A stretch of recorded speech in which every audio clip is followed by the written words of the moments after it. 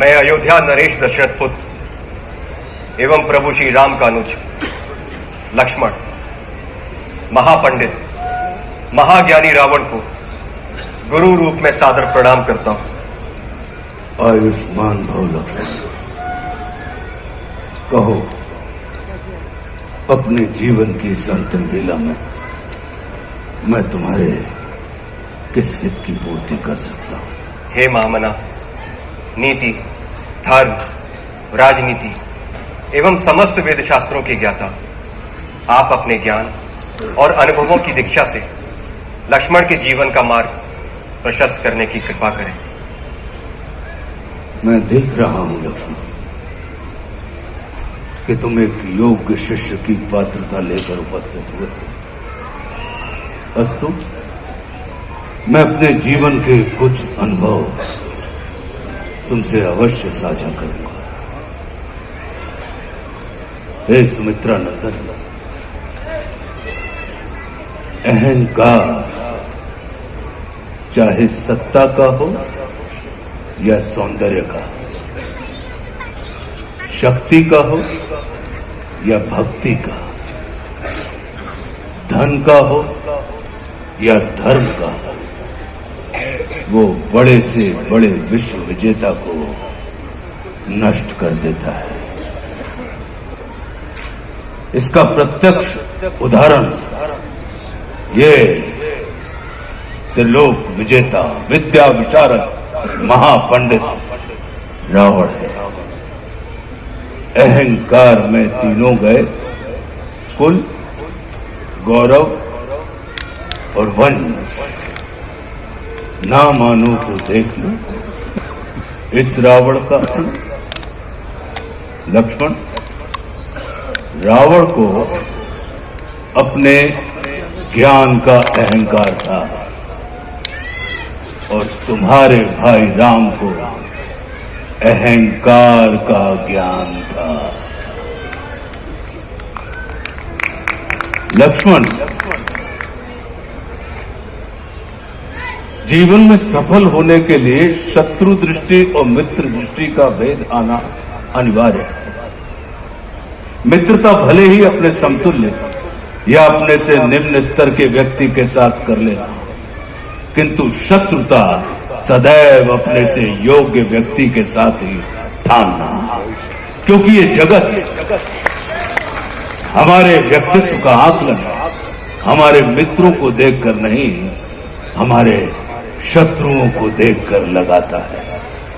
जितना बड़ा और गरिमापूर्ण हमारा शत्रु होता है, उतने ही बड़े और गरिमापूर्ण की ख्याति को हम प्राप्त होते हैं। देखो ना, इस जगत ने जो कुछ राम से जुड़कर प्राप्त नहीं किया, उसे रावण ने राम से लड़कर प्राप्त कर लिया। लक्ष्मण, वे हमारे शत्रु ही होते हैं जो हमारे अंदर सुप्त पड़ी हुई ऊर्जा को जागृत करने का कार्य करते हैं। हमारा शत्रु ही होता है जो हमें असुरक्षा से निकालकर सुरक्षा में जाने की प्रेरणा देता है। वो हमारा शत्रु ही होता है जो हमें अपने सीमित वृत्त से निकालकर अपने वृत्त को असीमित करने की प्रेरणा देता है। इसलिए शत्रु तिरस्कार का नहीं, नमस्कार का पात्र होता है। कभी अपने शत्रु को नमस्कार करके देखना, वो तुम्हारा परिष्कार कर देगा। लक्ष्मण,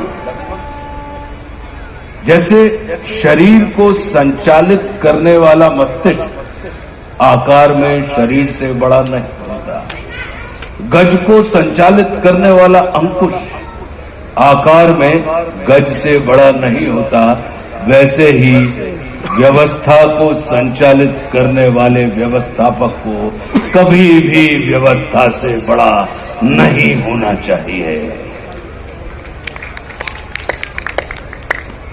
ये सारा नीति ज्ञान तुम्हारे भाई श्री राम तुम्हें स्वयं दे सकते थे, किंतु उन्होंने तुम्हें मेरे पास भेजा। जानते हो क्यों? लक्ष्मण, मेरी संस्कृति असुर की है, लेकिन मैं प्रकृति से एक तपस्वी हूं, साधक। और किसी भी व्यक्ति को अपने अंतिम समय में अपनी संस्कृति के अनुसार नहीं, अपनी प्रकृति के अनुकूल कर्म करने चाहिए, तब उसे मृत्यु नहीं, मुक्ति प्राप्त होती है। और राम रावण को मारना नहीं, तारना चाहते हैं। तभी तो उन्होंने मेरे अंतिम समय में मेरी प्रकृति के अनुकूल उपदेशात्मक कर्म करवाकर मेरी मुक्ति के मार्ग को प्रशस्त कर दिया। आने वाले समय में ये जगत कहेगा कि त्रिलोक विजेता, विद्या विशारद, महापंडित रावण की पराजय का एकमात्र कारण है कि उसके पास लक्ष्मण जैसा भाई नहीं था। लेकिन इस जगत को ये स्मरण रखना चाहिए कि लक्ष्मण जैसा भाई प्राप्त करने के लिए व्यक्ति को रावण नहीं, स्वयं राम बनना पड़ता है। सदैव अपने भाई राम के अनुगामी रहना।